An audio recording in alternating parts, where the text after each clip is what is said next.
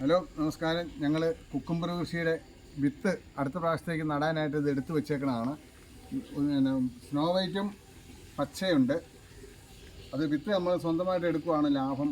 വിത്തിനൊക്കെ ഭയങ്കര വിലയാണ്. അതുകൊണ്ട് ഞങ്ങൾ സ്വന്തമായിട്ട് തന്നെയാണ് വിത്തെടുത്ത് അടുത്ത പ്രാവശ്യം നടാനായിട്ട് എടുക്കുന്നത്. അത് പൊളിക്കുകയാണ്.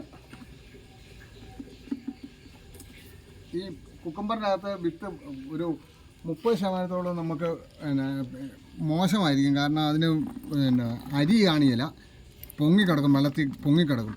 അപ്പോൾ വെള്ളത്തിൽ പൊങ്ങിക്കിടക്കാത്ത രീതിയിലുള്ള ഉള്ള വിത്ത് മാത്രമേ ഞങ്ങൾ എടുക്കുകയുള്ളൂ. ഇപ്പോൾ ഈ വിത്ത് മുഴുവനും ഇതിനകത്തേക്ക് നമ്മൾ എടുത്ത് മാറ്റുവാണ്. ഇതിങ്ങനെ വിത്ത് എടുക്കാനായിട്ട് നീളത്തിൽ പൊളിച്ചിട്ട് നമ്മളൊരു വിരലുകൊണ്ട് ഇങ്ങനെ ഇട്ട് കാണിച്ചാൽ വിത്ത് മുഴുവൻ നമ്മുടെ കയ്യിലേക്ക് കിട്ടും.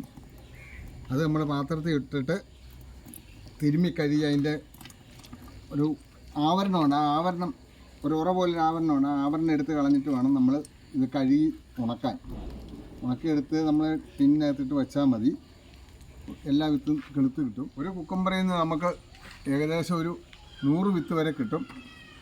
അത് 100 വിത്ത് വരെ കിട്ടുമെങ്കിലും അതിൽ നിന്ന് കുറേയൊക്കെ പാഴായിപ്പോവും. പിന്നെ ഉള്ളിൽ അരിയില്ലാതെ പതിര് പോലെ ഉണ്ടാവും കുറേ. എന്നാലും നമുക്ക് ശരാശരി ഒരു 10-80 വിത്തെങ്കിലും ഒരു കുക്കുംബറിൽ നിന്ന് നമുക്ക് കിട്ടും.